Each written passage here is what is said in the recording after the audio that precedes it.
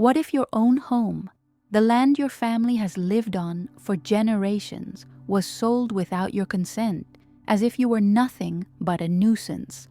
I learned about Catalina's story in the mountains of Andalusia and discovered a shocking truth. The worst betrayal can come from those you love most, and promises of comfort can hide a ruthless ambition. Imagine spending your whole life building a home, filling it with memories and the soul of your family, only to see it all treated as a simple, real estate transaction in the blink of an eye. Catalina's pain proves that greed can be blinding, and that the apparent fragility of an older person can hide an unexpected strength. The lesson here is profound. Your greatest wealth isn't in material possessions, but in the wisdom you accumulate and how you use it. Every second matters because Catalina's story is a warning. If you ignore this lesson, you could see your own history sold off and erased.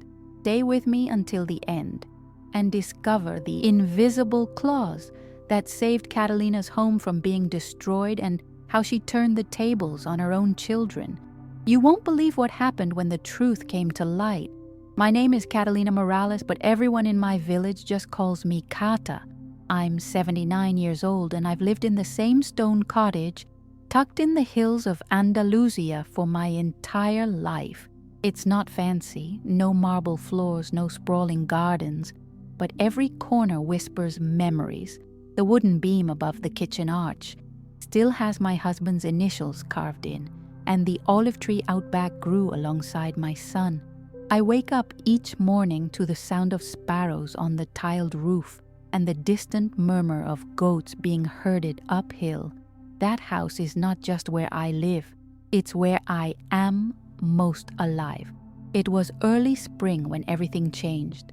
The hills were just beginning to blush green again, and I had spent the morning pruning my little olive grove, the one that refuses to give up on me even as my joints stiffen more each year. Around noon, I was baking bread. My hands still know the rhythm of kneading like they know prayer, when I heard the familiar crunch of tires over gravel. My daughter Sophia's white SUV always sounds impatient on the old road.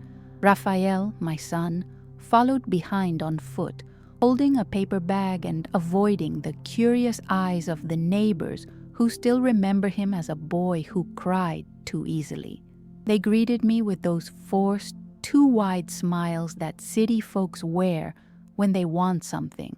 I felt it in my gut before they even sat down. Something was off. We ate in silence mostly. My bread, their store-bought cheese, and then Sophia cleared her throat like someone about to read a sentence. "Mama, we've done something for you," she began, her hand brushing mine too gently. "For your health, for your safety." Raphael kept his eyes on the cracked tile floor, nodding slowly like a man watching a fuse burn toward dynamite. Then came the words. They had sold my house, just like that. Warning, no conversation, no permission. Sold it to some family from Madrid who wanted to turn it into a weekend getaway. They fell in love with it, Sophia said, as if that were supposed to comfort me. They're even keeping the olive tree, Raphael added, like that meant anything after ripping out its roots. My children, the ones I had cradled with these hands, had signed my life away with pens and polite lies. I don't remember dropping the cup, but I heard the sound of it shattering against the floor. My knees felt like sand. "You sold my home?" I asked, barely hearing myself. They spoke to me like I was made of dust. Sophia patted my hand, saying, "Mama, you can't live out here alone anymore. We've already arranged everything. There's a beautiful apartment waiting for you in Madrid. 2 bedrooms, an elevator." Raphael looked like he wanted to disappear. It wasn't concern, not really.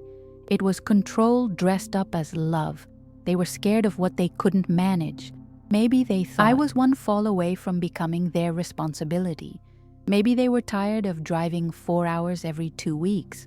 Or maybe, and I hate that this thought even crossed my mind, They just wanted the money. My cottage, this humble little house, had gained value, and so had their idea of my worth, apparently. They had no idea what they were waking up in me. I smiled, just slightly, a thin, almost invisible curve of my lips that neither of them noticed, because I had known, for years, I had feared this day might come. That one day, they'd stop seeing me as their mother and start seeing me as an obstacle. That's why, more than a decade ago, I made a quiet change to the deed, a clause, a tiny, almost imperceptible line buried in the paperwork that only I and one very careful notary knew existed. After they left that day, with hugs that felt like apologies they weren't brave enough to speak, I locked the front door and stood in the living room. The light was golden and soft, just like it always is before sunset. I walked to the bookshelf, pulled down the old leather-bound ledger my husband used to keep our harvest records in, and opened it to page 47. Taped inside, folded neatly, was a copy of the deed, and there it was, my handwriting, my foresight, my line in the sand. And then the phone rang. I let it ring 3 times before answering. It was the real estate agent. "Señora Morales," he began, sounding confused. "I'm reviewing the transfer documents and something's unusual. There's a clause here I've never seen before." I looked out the window at the hills that had raised me and said, calm and clear, "Yes, there is, and you'll need a very good lawyer to explain it to my children." The lawyer called the next morning, a different tone, more formal. He was young. I could tell by how quickly he spoke, as if speed could cover up inexperience. He said the clause was unusual and would require time to process. I told him to take all the time he needed. I had waited 79 years to be underestimated like this. I could wait a few more weeks to be proven right.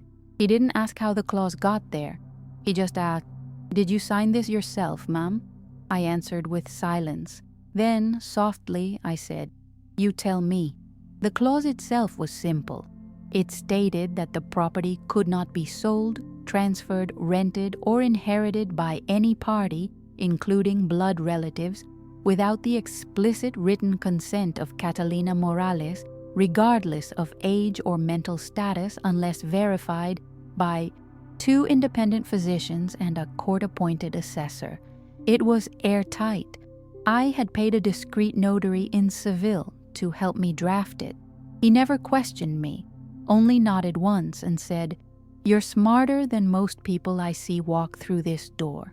I think he meant it. That afternoon, Sophia called. Her voice was tighter than usual, clipped at the edges. "Mama, we need to talk." I could hear the traffic in the background, the way she always paces when she's nervous. "The lawyer says there's a clause in the deed, something about you needing to approve the sale?" She said it like a question, but we both knew it wasn't. I let the silence stretch. Then I said, "Yes, there is. I put it there years ago." Her breath caught. "Why would you do that?" I answered honestly. "Because I knew one day you might forget whose house this really is." That night, I couldn't sleep. I lay on my back, staring at the wooden beams above me. My husband used to trace them with his fingers when we talked about our dreams. The betrayal stung deeper than I expected, not just because they tried to sell my home, but because they did it without asking, as if I was no longer capable, as if I didn't matter. I wasn't angry, I was something colder, disappointed, detached, and underneath that, I felt something else blooming, power. For the first time in a long while, I felt completely awake. Not tired, not scared, awake. My thoughts were sharp, my senses tuned. I made tea in the quiet dark and sat by the fire. I thought about what to do next. I had stopped playing the role of helpless mother years ago, but clearly I had worn the mask too well. They thought I was weak. They thought I wouldn't fight. But they didn't know the kind of woman who plants olive trees, knowing she'll never see them grow tall. The following day, Raphael called. He never called me directly. He was always the one who let Sophia speak for both of them. But this time, it was just his voice, shaky, nervous. Mama, I didn't know. I swear, Sophia handled everything. I just signed what she told me to. I didn't answer right away. I was watching the morning light crawl across the kitchen tiles. You signed my life away, Raphael. That's what you did. He started crying. I could hear it through the phone, the kind of cry a grown man tries to hide by breathing too hard. After we hung up, I walked out into the grove. The earth was damp from the night's dew. I touched the trunk of the old olive tree, the one my husband planted the year Raphael was born. I thought about digging it up and sending it to them in a box. A cruel thought. I didn't linger in it, but it crossed my mind. Instead, I made a decision. If they were going to learn what it means to cross me, it would not be through rage. It would be through silence, precision, and consequences. I walked back inside, grabbed my notebook, and started writing. Not a letter, not a warning, a statement, a document outlining the full legal implications of the clause, along with a certified request to the registrar to void the sale. I may be old, but I am not invisible, and I was going to make sure they never forgot that again. The letter was finished by mid-morning. I walked it down to the tiny post office by the square, the same building I used to bring my children to when they were small, just to weigh their letters to Santa. The clerk, Mateo, raised an eyebrow when he saw the envelope. "Something serious, Senora Cata?" he asked with a half-smile. I met his gaze and just making sure some things stay where they belong. He nodded, as if he understood more than he let on, and stamped it without another word. Walking back up the hill, I passed Doña Pilar, my neighbor from 2 doors down. She was hanging laundry, her head wrapped in a red scarf like always. "Did your daughter bring you those city shoes?" she asked, eyeing my sandals. I smiled. "No, she brought me something far less useful." Pilar squinted, confused, but I didn't explain. There was something delicious in knowing I was holding a secret bigger than all the gossip that ever passed through this village. I spent the afternoon cleaning, not because the house needed it, though the corners did hold a little more dust than I liked, but because it helped me think. As I scrubbed the tiles and polished the picture frames, I realized something. This wasn't just about the house. It was about dignity. It was about drawing a line where they thought there was none. For the first time, wasn't just defending my home. I was defending my right to be seen, heard, and respected. That realization filled me with something steady, something like steel. Later that week, a black car arrived in the village. It stood out like a raven in a flock of doves.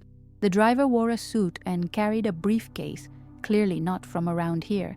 He asked around for me. I saw him from the kitchen window before he even knocked. When he did, I opened the door calmly. "Señora Morales?" he asked. I nodded. "May I come in?" I shook my head. "You may speak from there." He hesitated, glanced at his shoes, then said, "I represent the buyers of the property. There appears to be a legal complication." "Is that so?" I replied. He fumbled with his papers. "They were under the impression the sale was final. The clause you introduced was unexpected." I didn't say a word. I just looked at him. Really looked. A man used to being obeyed, not challenged. "We'd like to negotiate a settlement," he continued. "Perhaps a financial offer in exchange for your cooperation." That was when I laughed. Not loudly, not cruelly. Just a short, genuine chuckle. "This house," I said, "is not a transaction. It's my life, and no one buys that off me." He stood there, mouth slightly open, as if unsure whether to be offended or impressed. "Well," he said, regaining his posture, "you may find this process inconvenient." I stepped closer, lowering my voice. "Let me be clear. I will not be moved. I will not be bought. And if you think I'll be scared into silence, you're standing in the wrong doorway." With that, I closed the door, not abruptly, but with finality. The kind of close that means don't come back unless you're ready to listen. After he left, I sat at the table and made tea. My hands didn't shake. My heart didn't race. I just sat in the quiet, listening to the wind rustle the fig tree outside. I had always feared being old would mean becoming irrelevant. But in that moment, I realized I was more powerful than ever. Not because of the clause, not even because I had stopped the sale, but because I had remembered who I was before they tried to redefine me. The village began to whisper. You can always tell when you've become the main topic at the bakery and the benches by the fountain. I wasn't offended. In fact, I welcomed it. Let them talk. Let them remember that Cata Morales was not just an old woman with tired eyes. She was the woman who stood her ground when even her own children tried to erase her. Every polite nod I received in the street felt sharper now, more respectful. Even the young men at the tavern stopped cursing when I walked by. Sophia didn't come back that weekend. She sent an email as if I was one of her clients, not her mother. It was full of phrases like, "We acted in good faith and perhaps this has all been a misunderstanding." I didn't reply. Some things don't deserve an answer. Raphael, on the other hand, drove up the following Tuesday alone. He looked older somehow, like he had aged a decade in a week. "Mama," he said, standing awkwardly at my doorstep. I came to apologize. I let him in. I made him tea. We sat in the living room, facing each other with years of things unsaid hanging between us. He began with, "I didn't understand how much this house meant to you." I stopped him there. "No, Raphael, you didn't understand how much I meant to you. That's the part that hurts." He flinched, but he didn't deny it. I think that was the first time in years he truly saw me. Not as a burden, not as a checkbox on his list of responsibilities, but as his mother, as a woman. We talked for hours about his marriage, his work, how tired he felt all the time. He admitted that selling the house felt like solving a problem. "It wasn't right," he said, staring into his cup. "But I thought we were protecting you." I shook my head. Protecting someone doesn't mean silencing them. He nodded slowly, and I could see the shame settle in. Press it. He was already carrying enough. Instead, I reached for his hand, the one I had once held as he learned to walk, and I squeezed it gently. That evening, after Raphael left, I stood on the porch for a long time, watching the shadows stretch across the hills. My body aches more these days. Climbing stairs is slower, and I can't carry heavy baskets like I used to. But inside, something felt lighter, like a knot that had quietly unraveled. Raphael's visit hadn't fixed everything, but it opened a window, one that had been shut for too long, and through it, I could breathe again. The next day, the buyer's lawyer called again. This time, his tone was cautious. "We've reviewed the clause and discussed it with our legal team," he said. "It's valid, ironclad. There's nothing we can do without your signature." I could almost hear the frustration behind his professionalism. "We'd like to offer a final proposal," he added. I didn't let him finish. "No," he hesitated. "You haven't even heard it." I smiled into the receiver. "No, I haven't, and I don't need to." There was silence on the other end, and then a curt, "Very well."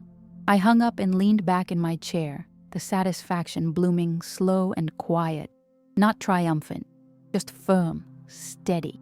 I had been preparing for this for years, even if I hadn't known it. Every time I chose to stay, every time I watered the garden or oiled the wooden beams, I was defending this place. And now, at last, I had said it out loud. This house is not for sale, not for money, not for comfort, not for convenience. That afternoon, I went to the church and lit a candle, not for forgiveness, but for strength. I sat in the back pew, the one where my husband used to fall asleep during long sermons. I whispered into the quiet stone, "You'd be proud of me, viejo." And I believe he would have been, because I didn't just protect a house, I protected our story. The following week, the village held its annual spring fair. I hadn't planned on going. Too many questions. But that morning, as I watched the bunting go up across the plaza and smelled the faint sweetness of candied almonds wafting through the hills, something tugged at me. Not nostalgia, defiance. I wanted to be seen, not as the woman whose children tried to sell her house, but as Catalina Morales, alive, present, unmoved. I put on my best shawl, the burgundy one with the delicate white embroidery my mother made me when I turned 40. I hadn't worn it in years. The mirror caught me by surprise. My face, lined with time, held a new sharpness, a kind of clarity. I tucked a strand of gray hair behind my ear and walked out the door without locking it.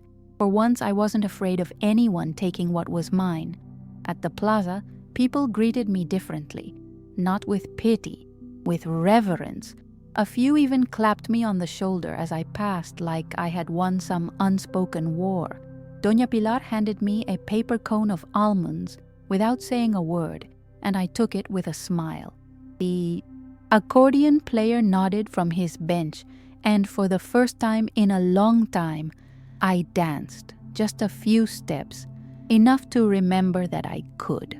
Later that afternoon, Sofia finally showed up. She wasn't smiling. Her eyes scanned the plaza until she found me sitting under the fig tree near the fountain. She didn't wave, just walked toward me like someone marching into a courtroom. "Can we talk?" she asked, standing over me. I looked up at her, the sun casting sharp shadows on her polished face. "We can," I said, patting the bench beside me. She didn't sit. "I don't understand you," she began. "We tried to help, and now everything's ruined. The buyers are threatening legal action. Rafael's a mess, and you're out here celebrating?" I looked at her, really looked, and then replied, "I'm not celebrating, Sofia. I'm surviving. There's a difference." She blinked, maybe expecting me to cry, maybe hoping I would apologize, but I didn't. I just sat there, letting the silence do its work. Finally sat down. Not close, on the very edge of the bench. Her hands were clenched in her lap, nails painted the same pale pink they always were. "I didn't think it would hurt you this much," she said, almost whispering. "We thought you'd be relieved." I turned to her calmly. "You didn't think, Sofia, that was the problem. You acted, you signed, you moved me like furniture. And you never asked what I wanted." Her lip trembled then, just slightly, and I saw, maybe for the first time in years, the little girl who used to hide behind my skirts when thunder cracked the sky. She looked tired. Beneath the layers of pride and perfume, there was someone unraveling. "I'm sorry, Mama," she said, voice thin. "I didn't mean to betray you." I reached over and placed my hand on hers. "You did, though. And now we live with that." We sat like that for a long while, two women bound by blood and disappointment. The fair continued around us, music and laughter echoing in the square. I didn't ask her to fix anything. I didn't ask her to stay, but in that moment, she didn't walk away either. And maybe, just maybe, that was a beginning. The days that followed were quiet but not heavy, more like the hush after a storm, when the sky hasn't quite cleared, but the winds have stopped howling. I watered the plants, swept the porch, and spent hours on the back steps watching the horizon. The hills looked the same, but I didn't. Something inside me had shifted. I wasn't waiting anymore. For visits, for calls, for anyone's approval. I had reclaimed something sacred, my time, my will, my place. One afternoon, I found myself going through old photo albums. The leather was cracked and the pages smelled faintly of mold and lavender. I traced my fingers over images of my husband holding our children, of my younger self standing in front of this very house with dirt under her fingernails and joy in her eyes. I paused on a photo of Sophia and Raphael as toddlers, sitting on the same stone bench they now tried to erase from their lives. They once belonged here, truly. That's what made the betrayal so sharp. They knew what this place meant. I decided to write them letters, not out of anger, but out of clarity. One for each. In them, I told them stories they'd forgotten. I reminded Raphael of the night he had a fever, and I held him against my chest until morning. I reminded Sophia of the first time she read a book aloud on the porch, proud and breathless. I didn't shame them. I didn't scold. I just gave them back the pieces of me they'd misplaced in their rush to fix what was never broken. I left the letters in their childhood rooms, still mostly untouched except for dust and time. I didn't call to tell them. I didn't ask if they'd visit soon. If they came, they'd find them. If they didn't, the letters would wait, just like the house had waited, just like I had waited, but no more. I had begun to live forward again. One morning, about a week later, I received a visit from the mayor, a kind man, bald, with eyes like a tired bird. He sat at my table, sipping chamomile tea, and said, "We've heard what happened, Kata. Some of us think maybe it's time the town honors what this house has meant to all of us." I raised an eyebrow. "What do you mean?" He cleared his throat.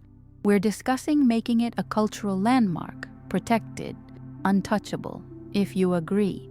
I didn't answer right away. I stared out the window, past the fig tree, toward the hills. The idea was tempting: permanence, protection, legacy. But also chains. This house wasn't a museum. It breathed. It changed. It aged like I did. I turned back to him and said, "Thank you, but no. Let the house be what it is, a home, my home, not a monument." He nodded, not offended, maybe even a little relieved. "If you change your mind, the offer stands," he said, shaking my hand gently. After he left, I felt strangely proud, not just for refusing, but for knowing exactly why I did. I didn't need my home turned into a symbol. Had already made it into a story, one that lived in me. Later that day, as the sun poured honey over the kitchen tiles, I took out my husband's old journal, the same one where the clause had been hidden. I wrote in the back of it, in ink that bled a little. They tried to take it, but I stayed, not because I was stubborn, because I remembered who I was, because roots don't fear the wind. I closed the book and placed it back on the shelf. The silence of the house wrapped around me like a friend. A few days later, I received a letter, not an email, not a printed document, but a real letter, with handwriting I hadn't seen in years. It was from Raphael. He wrote from Madrid saying he'd read my letter and that it had broken something open in him. He apologized again, but more than that, he remembered. He mentioned the smell of baking bread, the creak of the hallway floorboards at night, the way my hands felt when he was small. "You were always there," he wrote, "and I didn't see it until I tried to take it away." That letter did something to me. I read it twice, then tucked it into my apron pocket and carried it around for a day before placing it in my nightstand. Not because I needed it close, but because I wanted it to rest near the place where I sleep, the place where, for the first time in weeks, I had begun to sleep soundly again. His words didn't erase what happened, but they watered something. And even dry soil remembers how to drink. Sophia didn't write, not then, but called. She, late one evening, when the air was soft and the windows were open. "Mama," she said, "I got your letter." I could hear tears in her voice. I didn't know how to answer. I still don't. I told her she didn't have to. That remembering was enough for now. "I don't know who I've become," she said. And I answered honestly, someone who forgot she was loved and thought control was the same thing as care. We spoke for a long time, not about the house, not anymore, but about her fears, her loneliness, her pressure to be perfect. I listened. I didn't fix. I didn't judge. I let her unspool everything, thread by thread, until her voice grew soft and tired.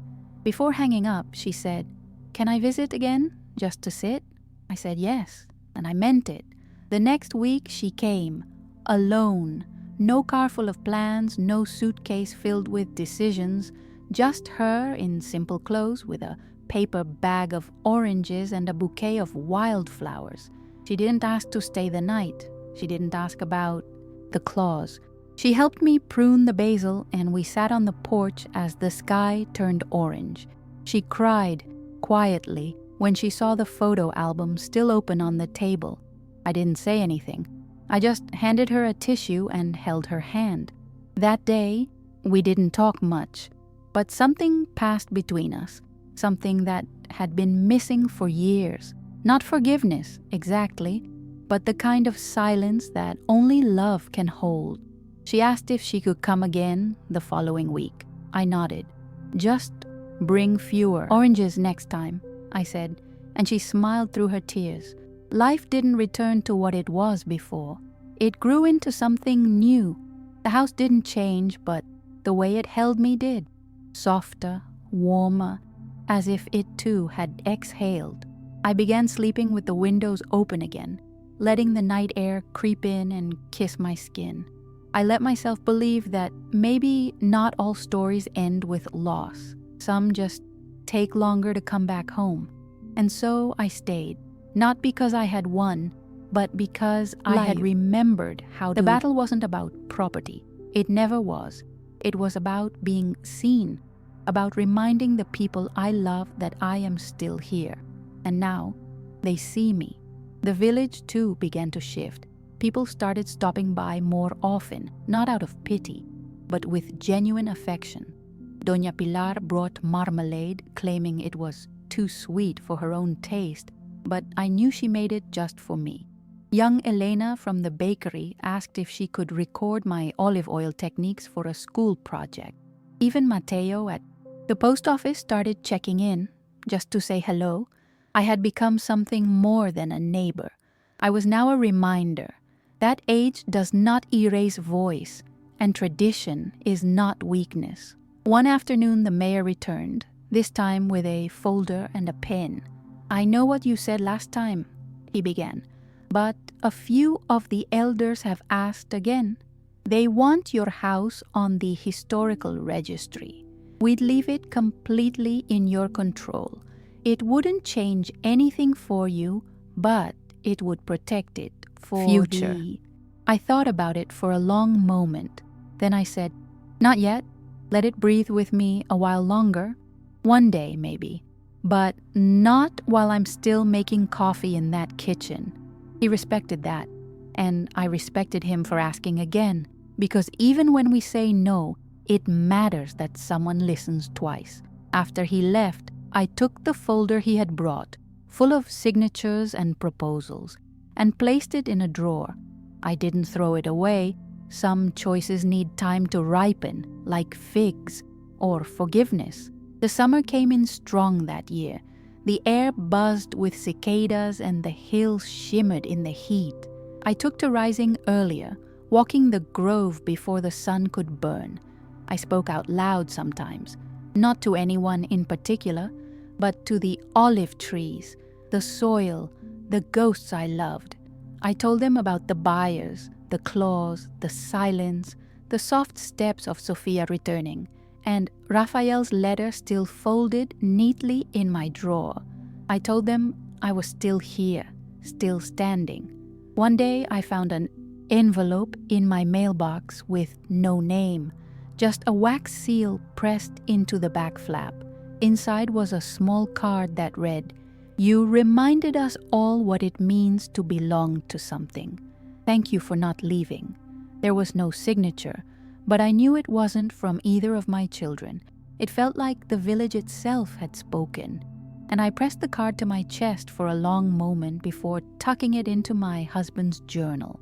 That same week, I taught a baking class for the first time in decades. Elena had begged me.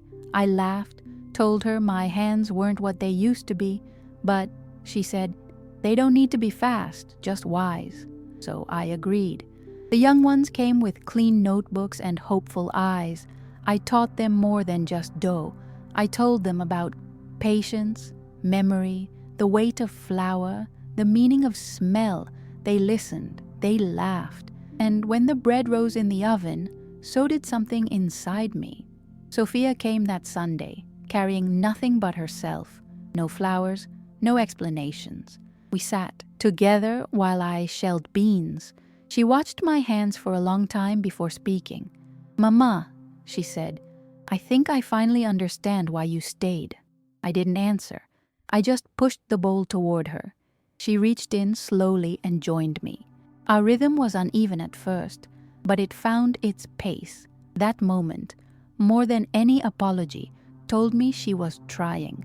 And then, almost as if the house had been waiting for it, a gust of wind blew through the open kitchen door and scattered a few beans onto the floor. We both laughed, really laughed, the kind that starts low and grows until your shoulders shake. I hadn't heard that sound come from her in years, and suddenly I knew we were rebuilding, not the house, not the past, but something quieter, something better. The laughter that day lingered in the walls. It echoed in the creaks of the old staircase, in the clink of mugs against ceramic. I noticed it when I walked through the house later that evening. It felt warmer, less burdened, not because anything had been fixed, but because something broken had been acknowledged. That's the strange thing about healing. It rarely announces itself. It just slips in quietly and rearranges the air. That night, I lit a single candle on the kitchen table and wrote in the back of my husband's journal again. "She's coming back to me," I wrote. "Not to the house, not to the grove, to me." I closed the journal slowly, placing my hand on its worn cover like a prayer. Of malice, Sometimes but we from lose each forgetting other, how not to out. look. And sometimes, if we're lucky, we learn to look again. The next morning, Sophia surprised me by arriving at dawn. She was already in the kitchen when I came downstairs, making coffee like she used to when she was 19. I leaned on the doorframe and watched her quietly. She looked over her shoulder and said, "I wanted to be the one waiting this time." That hit deeper than I expected. I nodded, and we sat down to drink together in the silence of morning light. She stayed for 3 days. We didn't fill the time with forced conversation. Instead, we picked figs, cleaned the attic, and sorted through boxes of her father's old tools. She cried once when she found his worn-out boots still tucked behind the door. I cried once, too, when she read one of the letters I had left and didn't say a word, just reached for my hand. It was a silent pact, one we didn't name, but both felt. On the last day before heading back to Madrid, she asked if she could take a jar of soil from the grove. "Just a little," she said, "so I remember where I come from." I smiled and handed her a small glass jar. "Take more if you need," I said, but she shook her head. "No, just enough." That was when I realized she wasn't trying to take anything anymore. She was learning to carry it with her. After she left, I sat on the edge of the bed and looked at the jar she had forgotten on the table. I thought about running after her, but then I saw the note tucked underneath, "Don't worry, I'll be back for it." And I believed her. This time, I believed her. That evening, the wind picked up again. It came through the windows and lifted the curtain in the kitchen just enough to rattle the glass. I closed my eyes and listened. It was the same wind that had always passed through this house, but now it didn't feel like something trying to take. It felt like something returning. So I made myself tea, opened the window wider, and whispered into the hills, "I'm still here, and now, so are they." The following week, something unexpected happened. Raphael came back, not alone, but with his youngest daughter, Lucia.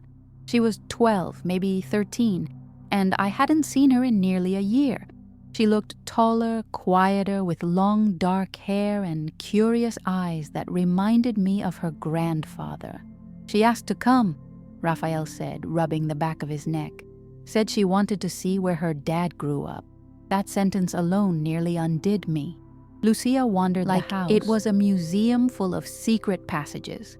She touched the walls, studied the chipped corners, opened the pantry, and gasped when she found the clay pot of almonds I always kept. Dad said you used to roast them with honey and cinnamon, she whispered. Is that true? I smiled. It still is? And so we did, together. That evening, the three of us sat on the back porch, hands sticky and hearts lighter than they had been in a long time. Raphael didn't say much that night, but his eyes stayed on me longer than they used to, as if he was studying something he'd once forgotten how to see. When he helped me carry firewood into the kitchen, he paused and said, I don't know how we got so far from all this. I didn't offer an answer. Sometimes the point isn't to explain the distance, it's to acknowledge it. And so I just said, but you came back. He nodded, eyes shining. Yeah, I did. Lucia slept in her father's old room that night. I could hear her giggling quietly through the door, reading one of his old books by flashlight. I stood there for a moment, hand on the doorknob, overwhelmed by the strange poetry of time folding in on itself. A granddaughter sleeping where her father once did. A home reclaiming its place in their memories. A legacy no longer endangered by forgetfulness. The next morning, I found a small drawing on the kitchen table. Lucia had sketched the house in pencil, capturing even the crooked roof tiles and the fig tree leaning just a bit too far left. Underneath, she had written in careful cursive, "This house is brave." I nearly cried, not because of the drawing, but because someone so young had seen what so many older hearts had missed when they left. Raphael hugged me for a long time. Thank you for not giving up on us, he whispered. You're still my mother, even if I forgot how to act like your son. I held him close, my hands pressing into the shoulders I once carried. We all forget, hijo. What matters is that we remember again. He kissed the top of my head and promised they'd visit soon. This time, I believed him too. After they were gone, I looked at Lucia's drawing again and taped it to the refrigerator. Every time I walked past it, I felt steadier.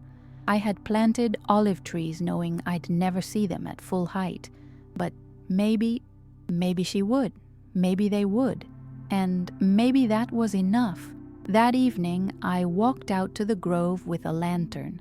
The night was cool, the earth soft. I didn't speak. I just stood beneath the trees, one hand pressed to the bark, the other holding a jar of soil from the house. I dug a small hole and buried it beneath the oldest tree. A part of the home returned to its roots, a quiet promise to the land that had always carried me. As autumn approached, the village began to shift again. The air turned crisp, and the mornings carried a scent of damp earth and wood smoke. I started wearing my heavier shawl, the navy one with the frayed corners, and brewed my coffee stronger. Change had always unsettled me in small ways, but this season felt different. It wasn't something being taken away, it was something being made whole. One morning, I opened the front door to find a small basket on the step. Inside, rosemary, 2 fresh eggs, and a handwritten note that read, "For strength and for softness." No name, no explanation. But I didn't need one. These were the gestures that mattered, the ones done without fanfare. I placed the rosemary in a jar by the window, cooked the eggs for lunch, and felt, somehow, surrounded. The house, too, seemed to sense the shift. The creaks in the floorboards became less lonely. The wind whistling through the chimney sounded more like a lullaby than a warning. I began to sleep with the doors unlocked again, just as I did before the betrayal. It wasn't forgetfulness, it was forgiveness. Not a gift to others, but a release for myself. The burden of resentment is heavy, and I had carried enough. One afternoon I decided to take down the old curtains. They had hung there since the year Sophia left for university. I replaced them with linen ones I had sewn decades ago but never used, saved for something special. I laughed at myself as I hung them. What had I been waiting for? If not now, when? The sunlight passed through them differently, painting the kitchen in soft gold.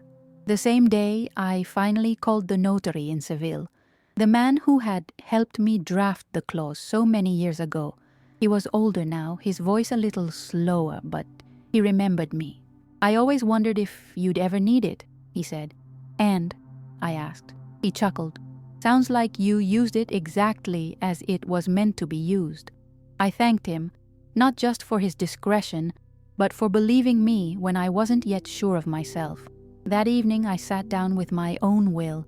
I had rewritten it once, years ago after the betrayal. Cold, impersonal, a fortress of clauses and punishments. But now I opened a fresh page. I began again, not to erase what happened, but to acknowledge what had changed. I left the house to both Rafael and Sofia, together, with one condition, that it never be sold, only passed on, and only if both agreed. The clause remained, of course, untouched, but the tone of everything else softened. I left notes in the margins, memories attached to rooms, suggestions for keeping the olive grove healthy. I even wrote a short letter to Lucia, folded it into the back cover. "This house is brave," I wrote. "So are you. Never let anyone make you forget where you come from." When I finished, I tied the pages with twine and placed them back into the drawer beside my husband's journal. Then I made tea, sat in my chair by the window, and watched the sun slip behind the hills. The same hills that had watched me grow, fall, lose, and rise again. The same hills that had carried every version of me without complaint. The days grew shorter, and with them came the kind of cold that settles into your bones before you realize it's there. I wrapped myself in layers, lit the fireplace earlier, and found comfort in the slow rituals of evening, warming my hands around a mug, folding laundry by the glow of a single lamp, listening to the distant bark of dogs down the hill. I wasn't lonely. I was full of presence, the kind that only comes after surviving something that tried to erase you. One evening, while cleaning out an old drawer, I found a cassette tape. No label, just a faded strip of masking tape stuck across the top. I hadn't owned a cassette player in years, but curiosity gripped me. I asked around, and young Mateo from the bakery lent me one. I sat at the table, pressed play, and heard my husband's voice crackle to life. He was reading aloud, an old poem I had forgotten he loved. His voice was steady, warm. "We are not what time takes from us," he read, "but what we give back to it." I cried quietly, letting his words fill the house once more. That night, I slept with the tape player beside my bed, rewinding the voice again and again, not out of grief, but gratitude. I had carried so much silence for so long. To hear him again reminded me that what we love never truly disappears. It changes form, hides in corners, waits for the right moment to be heard again. And when it comes back, it doesn't shout, it whispers, like wind in olive branches. Rafael called a few days later, just to chat. No tension, no urgency. He told me about a new recipe he was trying, and I teased him. "Now you're cooking? What happened to the boy who thought Was a a sandwich meal fit for kings?" He laughed and said, "People change, Mama." I answered, "Sometimes they remember." That made him pause. Then he said, "Lucia keeps your drawing on her desk. She looks at it every morning." That stayed with me for days. Sofia texted me a photo the same week. 2 empty chairs on a balcony in Madrid, her feet propped up on one. She wrote, "One of them's yours, someday." I didn't reply right away. I just looked at the image for a long time, wondering if the heart, too, can grow back after it's been trimmed like a tree. The answer came later that evening when I whispered to no one in particular, "Yes, it can." The villagers asked me to speak at the harvest celebration. I laughed at first, me giving a speech, but they insisted. Just a few words, Kata, Pilar said. You're part of the roots here. So I agreed. That night, under strings of lights and the smell of roasted chestnuts, I stood before friends, neighbors, and generations younger than mine. I didn't read from a paper. I just told them a truth. I said, this house taught me to wait, to listen, to grow strong without noise. And when the world tried to move me, it reminded me that staying still is not the same as being stuck. Sometimes stillness is a stance, a choice. They clapped. Some teared up. But more than anything, I think they understood.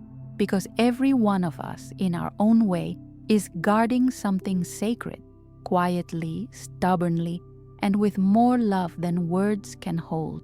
After the celebration, I sat alone for a while, watching the lanterns flicker in the breeze. The warmth in my chest wasn't pride. It was peace. Not the kind you find, the kind you earn.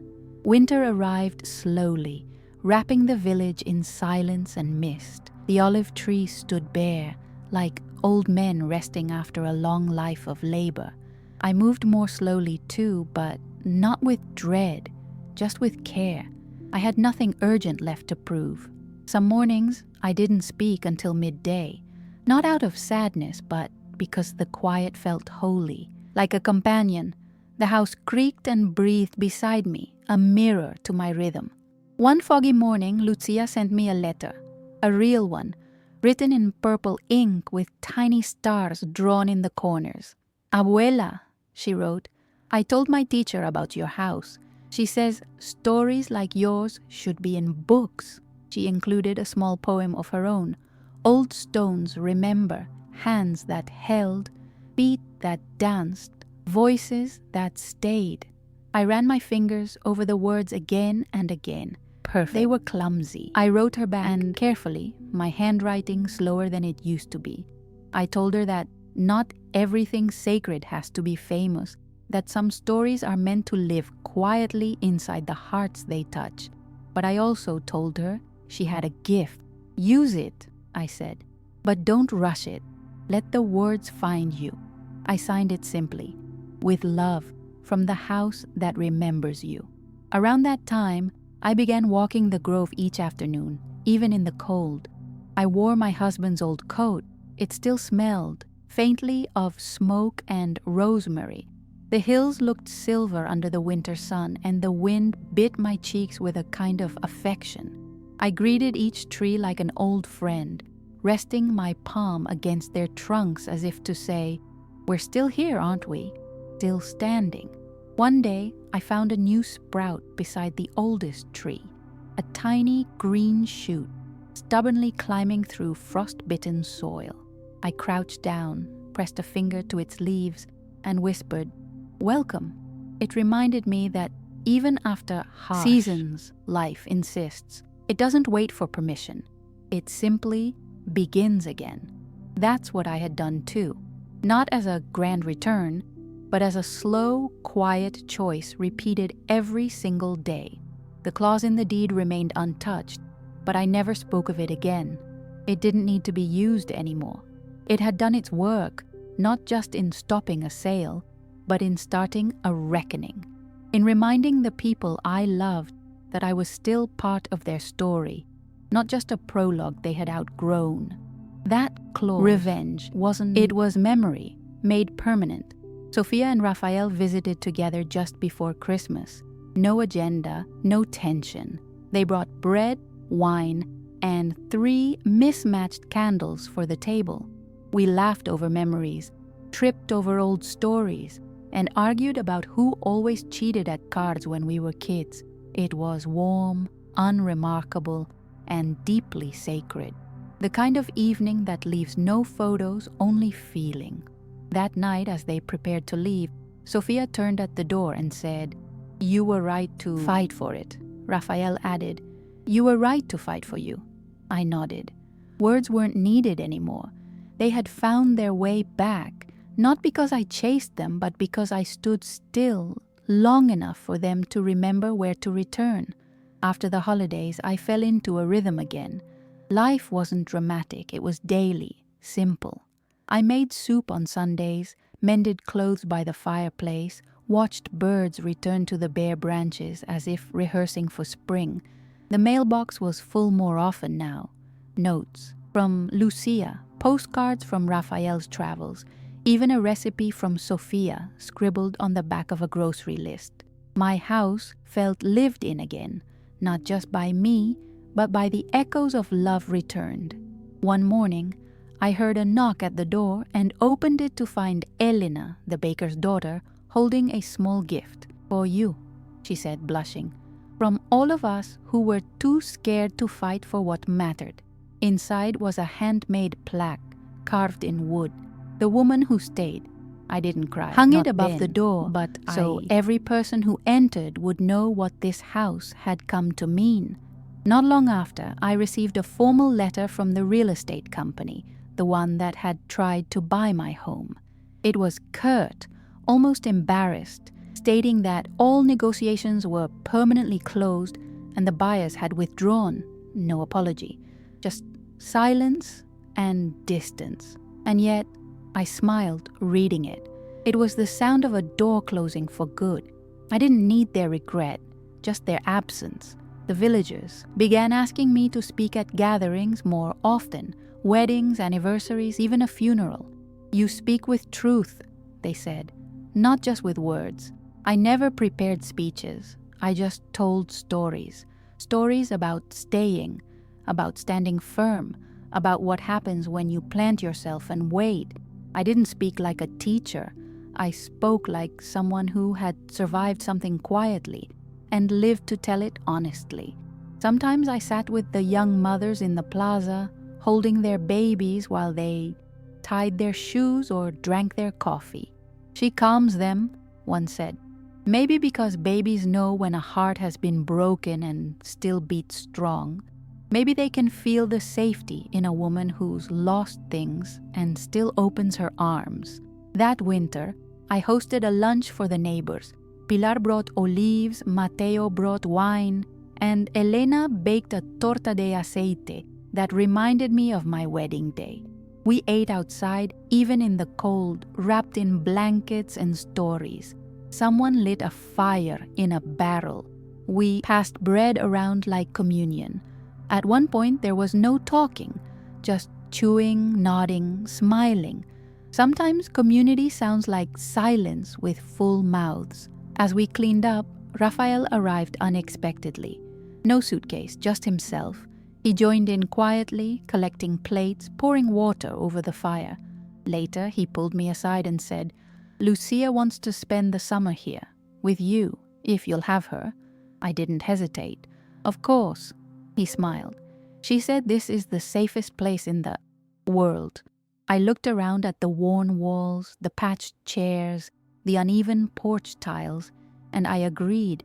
That night, I sat in the dark, the moon spilling light across the floor. I remembered how small I had once felt when Sophia told me the house was sold, how invisible, and I thought of where I stood now, not because I won anything, but because I refused to disappear.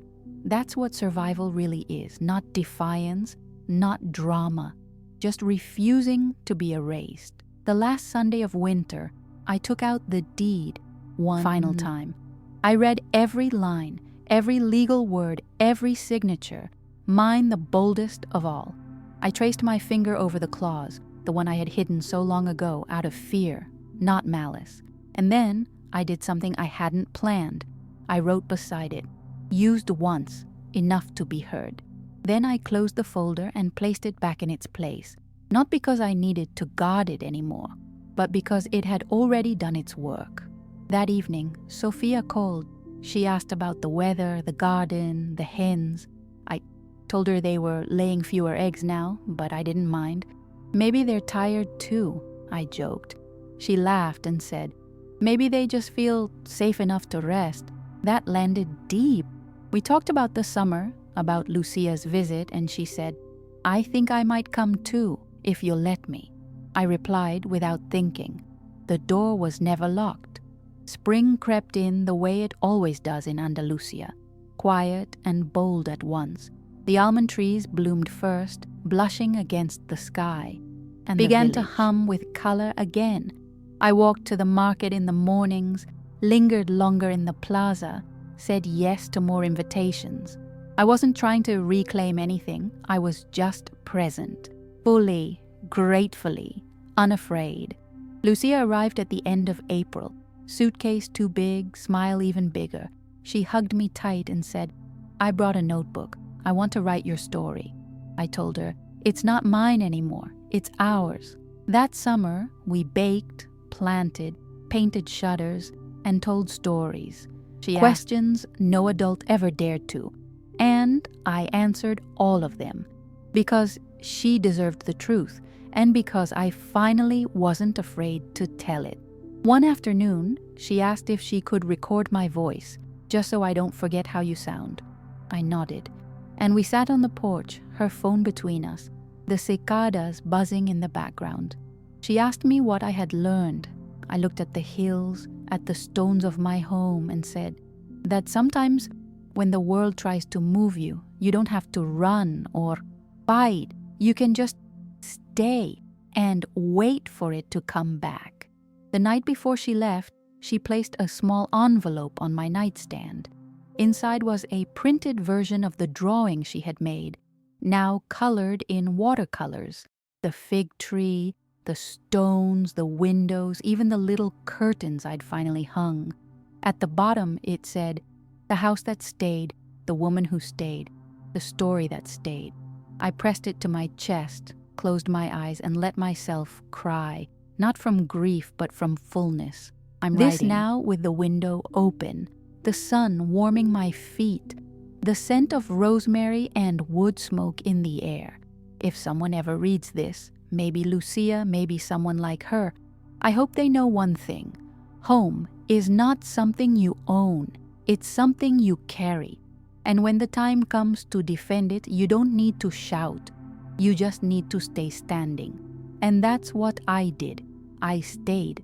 Sometimes we spend a lifetime thinking we need to raise our voices to be heard, when in truth, all it takes is the quiet courage to stay. Catalina didn't fight with noise or anger. She didn't run. She stood still where love had always lived and waited to be seen. And in that stillness, something powerful unfolded. Her story was no longer dismissed. Maybe you felt like her. Maybe there was a time when you were overlooked, made to feel small, or treated like your presence didn't matter. If this story touched something in you, if it reminded you of a moment when you chose to stay or wished you had, feel free to share it. Your voice matters too. If someone you know needs to hear a story like this, someone who's holding on quietly or being pushed aside, maybe send this their way. You never know the weight a story can lift.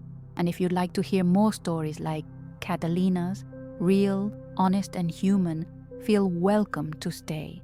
There are still so many voices waiting to be heard.